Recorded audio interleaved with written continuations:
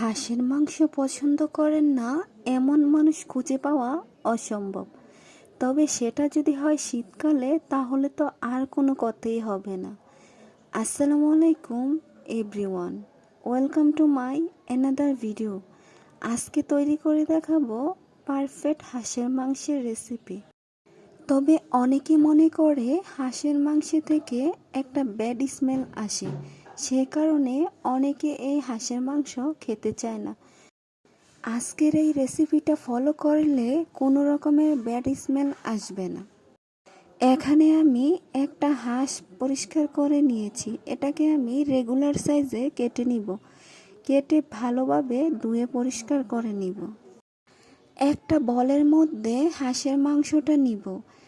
এখানে আমি দিয়ে দেব 1 কাপ পরিমাণ পেঁয়াজ কুচি, দিয়ে দেব 2 টেবিল চামচ আদা বাটা, 2 টেবিল চামচ রসুন বাটা, আর সাথে দিয়ে দেব 1 টেবিল চামচ হলুদের গুঁড়া আর 1 টেবিল চামচ জিরের গুঁড়া। দিয়ে দেব 1.5 টেবিল চামচ মরিচের গুঁড়া, 1 টেবিল চামচ ধনিয়ার গুঁড়া। আর হাঁসের মাংসের স্বাদ বাড়ানোর জন্য এখানে আমি টমেটো সস ব্যবহার করব। আপনাদের হাতের কাছে না থাকলে স্কিপ করে যেতে পারেন। দিয়ে দেব 1/2 কাপ পরিমাণ রান্নার তেল। এবার এই মাংসটাকে হাত দিয়ে একটু ভালো করে মেখে নিব। দিয়ে দেব স্বাদ মতো লবণ। এই মাংসটা মাখানো হয়ে গেলে একটা ঢাকনা দিয়ে ঢেকে 20 মিনিটের জন্য রেস্টে রেখে দিব। তবে আপনাদের হাতে সময় না থাকলে সরাসরি চুলার মধ্যে চলে যেতে পারেন। 20 মিনিট পর চুলায় চলে যাচ্ছি। এখানে আমি একটা প্যান বসিয়ে 1 কাপ পরিমাণ তেল দিয়ে দেব। সাথে দিয়ে দেব 1 কাপ পরিমাণ পেঁয়াজ কুচি। সাথে দিয়ে দেব কয়েক টুকরা দারুচিনি আর কয়েকটা এলাচ।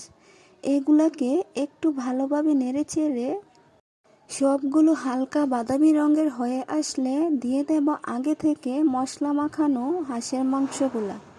একে একে করে সবগুলো মাংস আমি প্যানের মধ্যে দিয়ে দেব। দিয়ে এগুলাকে একটু নেড়েচেড়ে মাংসটাকে কষিয়ে নেব। আর মাংসটা কষানোর সময় চুলার হিটটাকে মিডিয়ামে রাখতে হবে, তা না হলে মাংসটা পুড়ে যাওয়ার সম্ভাবনা থাকে। এখন একটা ঢাকনা দিয়ে ঢেকে দিব 5 মিনিটের জন্য। 5 মিনিট পর ঢাকনাটা তুলে এখানে আমি দিয়ে দেব 2 থেকে 3টা তেজপাতা। একটু নেড়েচেড়ে দিয়ে দেব 1 টেবিল চামচ গরম মশলা বাটা। একটু নেড়েচেড়ে মশলাটা মাংসের সাথে মিশিয়ে এই মাংসটাকে একটু সময় নিয়ে কষাতে হবে। কেননা এই মাংসটা যত বেশি কষানো হবে মাংসটা খেতে ঠিক তত বেশি স্বাদ পাওয়া যাবে। এখানে আমি প্রায় 15 থেকে 20 মিনিট সময় নিয়ে মাংসটা ভালোভাবে নেড়েচেড়ে কষিয়ে নিয়েছি। কষানো হয়ে গেলে এখানে আমি দিয়ে দেব 3 কাপ পরিমাণ পানি। এখানে আমি পানির পরিমাণটা একটু কম দিয়েছি, কেননা মাংসটা কষানোর সময় আমার 50% মতো সিদ্ধ হয়ে গিয়েছিল। 20 মিনিটের জন্য একটা ঢাকনা দিয়ে ঢেকে দিব।